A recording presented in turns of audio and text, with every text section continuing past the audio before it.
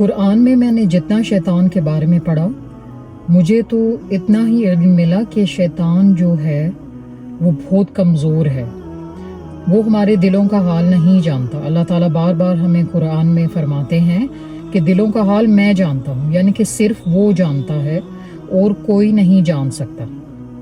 شیطان کو ہمارا کیسے پتہ چلتا ہے؟ How we are, he knows us through our actions. Whatever is in our hearts, when we put into practice, then he knows how we are.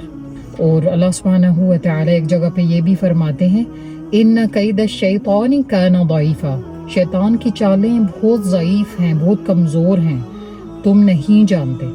وہ ہمیں کیسے جانتا ہے، ہماری کمزوریاں کیسے جانتا ہے، ہمارے گناہ کیسے جانتا ہے؟